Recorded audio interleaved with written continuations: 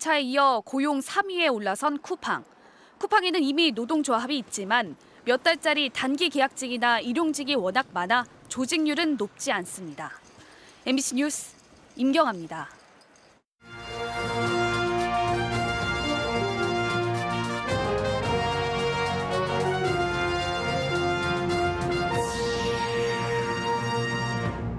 충북 도지사 선거에서 김영환 전 장관까지 가세하며 국민의힘 공천 경쟁이 치열합니다.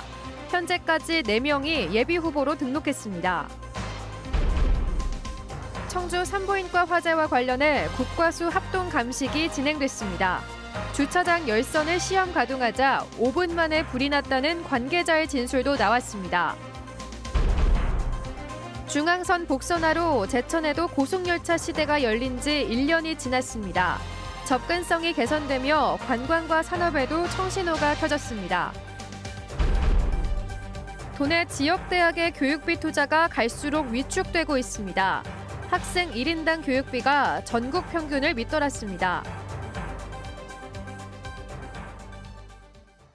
시청자 여러분 안녕하십니까? 계속해서 뉴스데스크 충북입니다. 충청북도가 발표한 오늘 코로나19 발생 현황부터 알아보겠습니다. 신규 발생 확진 환자는 3,666명입니다. 지역별로는 청주 1,160명, 충주 472명, 제천 463명, 단양 84명, 음성 152명, 괴산 137명, 진천 534명, 증평 193명, 보은 218명, 옥천 123명, 영동 130명이 확진됐습니다. 충북 누적 환자는 40만 6,867명, 누적 사망은 4명 늘어 496명입니다. 국민의힘 충북지사 공천을 놓고 본선 못지않은 치열한 경쟁이 벌어지고 있습니다. 이해운 전 의원에 이어 김영환 전 장관까지 합류하며 예비후보가 4명으로 늘었는데요. 오는 6일 공천 신청 마감을 앞두고 후보군의 막판 교통정리가 이뤄지고 있습니다. 신병관 기자입니다. 경기 안산에서 4선 의원을 지낸 김영환 전 과학기술부 장관이 충북지사 예비후보로 등록하고 국민의힘 공천 경쟁에 합류했습니다. 지방선거 완승으로 새 정부를 뒷받침하기 위해 충북에서의 출마를 결심했다며 경험과 인맥을 고향 발전에 쏟아붓겠다고 밝혔습니다. 지역 활동이 없었다는 지적에는 중앙에서의 활동으로 충북 출신의 자부심을 높였고 지금은 누가 경쟁력이 있느냐가 중요하다고 도민들의 이해를 구했습니다. 우리의 전략을 수정해야 할 절체절명의 순간에 서 있습니다. 그러지 않고는 우리는 언제나 변방으로 이류로 전락하게 될 것입니다.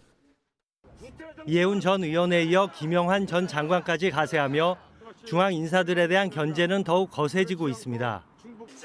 오재세 전 의원은 정책 싱크탱크를 출범시키며 지역에서 공직과 국회의원을 한 진정한 전문가는 자신이라고 중앙 인사들이 내세우는 경쟁력을 반박했습니다.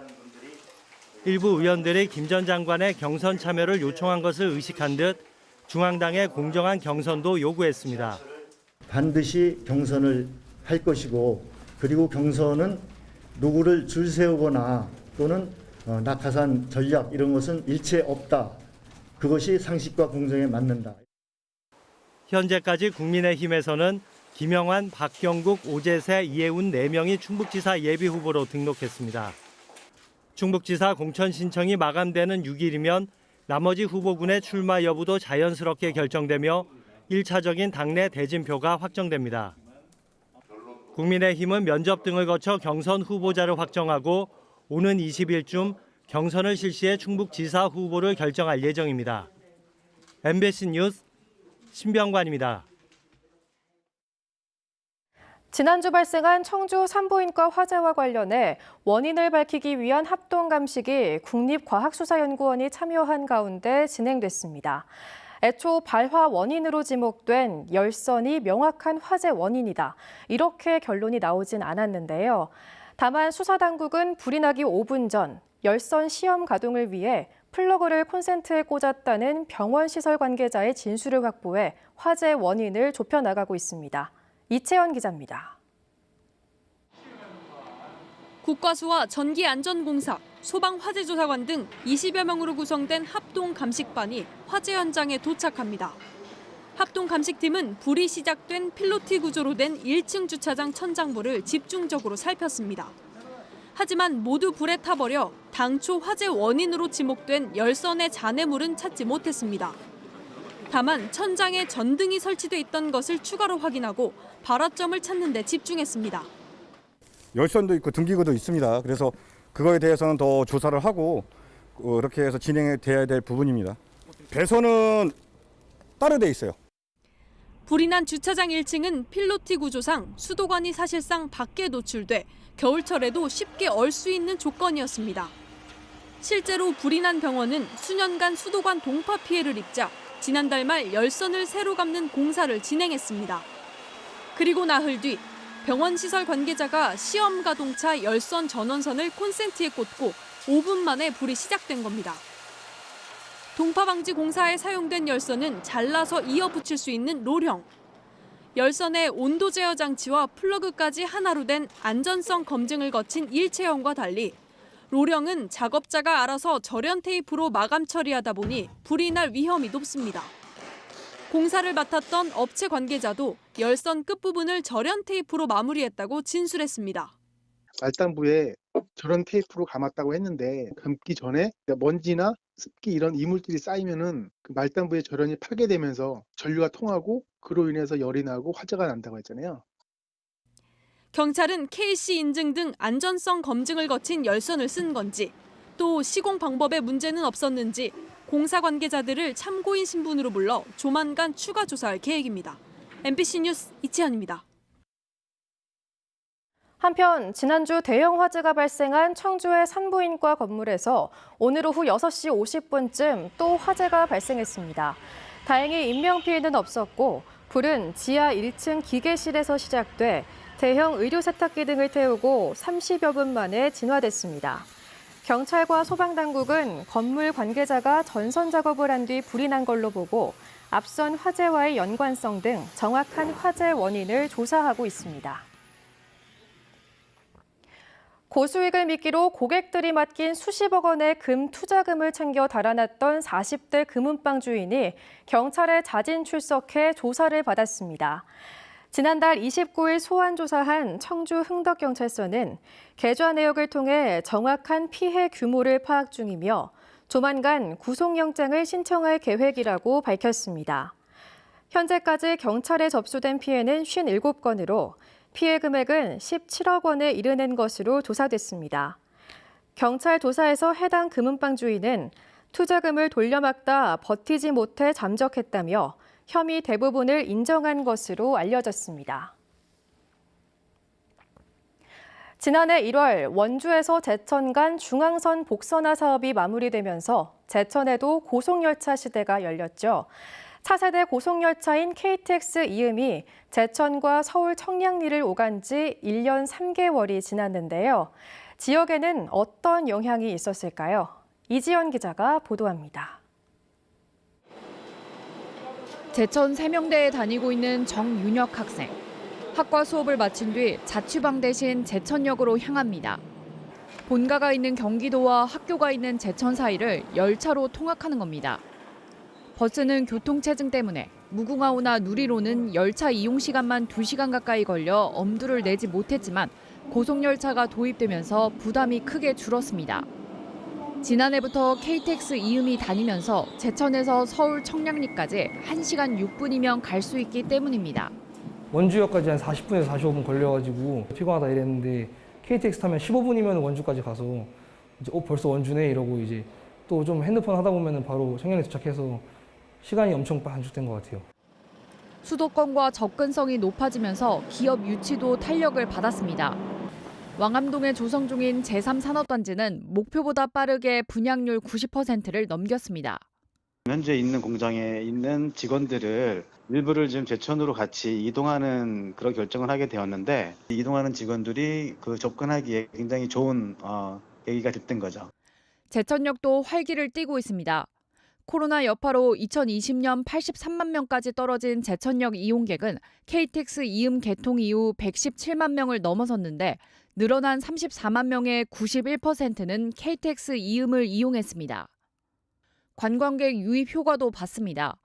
지역 여행지를 둘러보는 관광택시 이용객이 5배 증가했는데 이 중 41%는 고속열차 연계 상품을 구매한 것으로 나타났습니다. 제천시는 2024년 말 개통하는 안동 영천 간 복선화 사업이 끝나면 신경주부터 수도권을 잇는 철도 교통의 중심지가 될 것으로 내다보고 있습니다.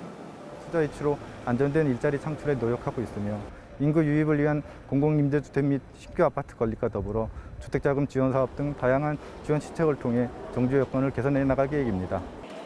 일자리, 관광, 주거까지 광범위하게 영향을 끼치는 교통의 힘.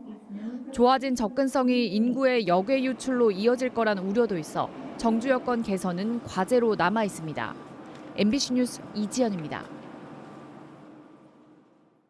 괴산군이 메가폴리스 산업단지 추진 의지를 굳히며 법적 대응을 시사했습니다. 괴산군은 산업단지 반대대책위원회가 군수와 공무원, 찬성 주민들을 지속해서 비방하고 허위 사실을 유포하고 있다며 행위를 지속할 경우 법적 대응에 나서겠다고 밝혔습니다. 괴산군 사리면의 민관 합동 개발 방식으로 추진되는 메가폴리스 산단은 폐기물 매립장 문제를 제기하며 백지화를 요구하는 대책위와 경제 활성화를 이유로 찬성하는 유치위, 괴산군이 대립하고 있습니다. 도내 대학의 학생 교육비 투자가 갈수록 위축되고 있습니다. 학생 1인당 교육비를 따져봤더니 전국 평균에도 미치지 못하고 있습니다. 수도권 대학과의 격차가 점점 벌어지고 있습니다. 김영일 기자입니다. 신입생 충원율이 2년 연속 60%대에 그친 지역의 한 사립대학교. 대학 경쟁력을 높이기 위해 대비 조정에도 나서봤지만 학생들은 체감하기 어렵습니다. 무엇보다 장학금이 불만입니다. 국립대 다니는 친구들이 많아서 들어보면 좀 많이 떨어지긴 해요. 성적 장학금부터 해가지고 좀 많이 떨어지는 것 같아요. 노후된 강의실도 아쉽습니다. 저희 학교는 좀 시설에 대해서 뭐 칠판이나 의자 같은 경우에는 살짝 좀 아쉬운 부분이 있죠. 좀 새 걸로 이제 좀 개선해야 되지 않나. 교육비 투자가 줄고 있기 때문입니다. 이 학교를 포함해 2020년 기준으로 충북 4년제 대학 12곳에서 학생 성장을 위해 쓴 1인당 교육비는 평균 1,340만 원. 전국 대학 평균인 1,679만 원보다도 300만 원 이상 적습니다. 충북대와 건국대 글로컬 캠퍼스 단 2곳만 전국 평균을 웃돌았고 1,000만 원이 안 되는 대학도 있었습니다. 1인당 교육비가 늘어나게 되면 등록금을 납부하는 거에 비해서 직접적으로나 간접적으로나 학생들에게는 혜택이 돌아가는 부분이라고 보시면 될 것 같습니다. 학생 1인당 교육비는 전국적으로 늘고 있는 추세지만 충북에서는 지역 대학 중 절반이 1년 전보다 줄었습니다. 학생 감소로 등록금 수입이 줄면서 투자가 위축되는 악순환이 이어지고 있습니다. 일단은 수입이 감소하지 않습니까? 수입이 줄면 이 부분도 줄 수밖에 없는 거죠. 결국 따지고 보면 계속 올라갈 수밖에 없거든요. 기부금을 비롯한 외부 지원금이 줄어든 것도 한 요인입니다. 사실 기업 업체나 대기업 같은 데서 기부를 하잖아요. 지방은 그게 이제 쉽지 않죠. 지방하고 수도권하고는 비교 자체가 그렇죠. 학령 인구 감소로 신입생 충원도 힘든 상황에서 수도권 대학들과 교육비 격차까지 계속 벌어지면서 지역 대학은 별다른 묘책도 없이 소가리를 하고 있습니다. MBC 뉴스 김영일입니다. 김동구 국민의힘 예비후보가 진천군수 출마를 공식화했습니다. 5, 6대 진천군 의원을 지낸 김동구 예비후보는 16년간 민주당 군수들이 진천을 이끌었지만 진천시 건설은 아직도 멀어 보인다며 이제는 변화해야 할 때라고 출마 배경을 설명했습니다. 차기 진천군수 선거 후보군으로는 김 예비후보와 김경회 전 군수 등 국민의힘 두 후보가 당내 경쟁을 하고 있고 민주당에서는 현직인 송기섭 군수의 출마가 유력합니다. 새 정부의 여성가족부 폐지 방침에 반발해 청주에서 활동 중인 페미니스트 7명이 시의원 출마를 공동 선언했습니다. 청주 페미니즘 연대를 구성한 7명의 예비 후보들은 시의회에서 기자회견을 열어 대선을 전후로 여성 혐오를 부추기는 나쁜 정치에 분노해 직접 세상을 바꾸는 정치에 참여하겠다고 선언했습니다. 이들은 청주시에 성평등국을 신설해 여성 노동자의 권리를 지방정부가 책임지도록 하고 공공산후조리원 설립과 청년 여성 공공임대주택 공급 확대 등의 공통 공약을 내걸었습니다. 청주 출신인 손인석 한국청년정책연구원 이사장이 대통령 인수위 기획위원으로 임명됐습니다. JC 중앙회장을 지낸 손인석 위원은 첫 전체 회의에서 대통령 당선인 공약사항인 청주 도심통과 충청권 광역철도 건설과 광역교통망 확충, 청주국제공항 중부권 거점공항 육성 등을 원희룡 기획위원장에게 건의했습니다. 오늘 낮 2시 10분쯤 옥천군 동이면 금강휴게소 부근 금강유원지에서 SUV가 강에 추락했습니다. 30여 분 만에 수심 3m 아래로 가라앉은 차 안에서 50대 여성이 심정지 상태로 발견돼 병원으로 옮겨졌습니다.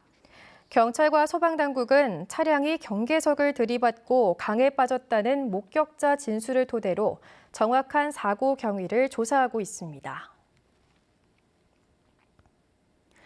새학기를 맞아 일선 학교들의 학교 발전기금 부당 조성을 막기 위한 집중 점검이 이루어집니다.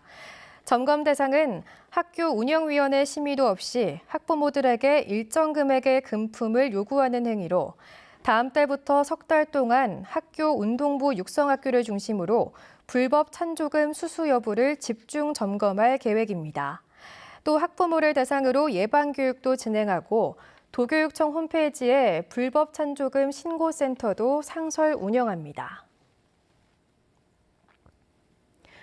청주 목련공원이 관내외 사망자 처리 비중을 대폭 조정합니다. 청주시 시설관리공단은 한동안 밀려있던 관내 사망자들의 화장 수요가 어느 정도 처리됐다고 판단해 하루 전체의 6%, 3건까지 줄였던 관외 사망자 처리 비중을 18건, 40%까지 확대한다고 밝혔습니다. 코로나 사망자 급증에 따라 어제부터 개장 유골 처리도 전면 중단해 관내 사망자 처리는 하루 27건, 60% 선을 유지하기로 했습니다. 청주 목련공원은 개장 화장이 집중되는 청명과 한식에도 일반 화장 업무만 진행합니다. 충청북도 보건환경연구원이 모기매개 감염병에 선제적으로 대응하기 위해 오는 10월까지 일본 뇌염, 말라리아 등 감염병 매개 모기 감시에 나섭니다. 지난해 모기매개 감염병 환자가 발생한 청주와 충주, 옥천의 우사 3곳에 모기 채집 장치를 설치해 모기 개체 수와 밀도를 조사합니다. 조사 결과는 일본 뇌염 주의보와 경보 발령을 위한 자료로 활용되고 말라리아 매개 모기인 중국 얼룩날개 모기를 대상으로 한 원충 감염률 검사도 실시합니다. 증평군이 식목일을 맞아 묘목 1,700여 그루 무료 나눔 행사를 엽니다. 식목일은 내일 오전 9시 30분부터 증평 군립도서관 앞에서 진행하며 호두와 밤, 대추나무 묘목을 한 사람당 3그루까지 선착순으로 나눠줍니다. 이번 행사는 탄소 중립 실천과 산불에 대한 경각심을 높이기 위해 마련됐습니다.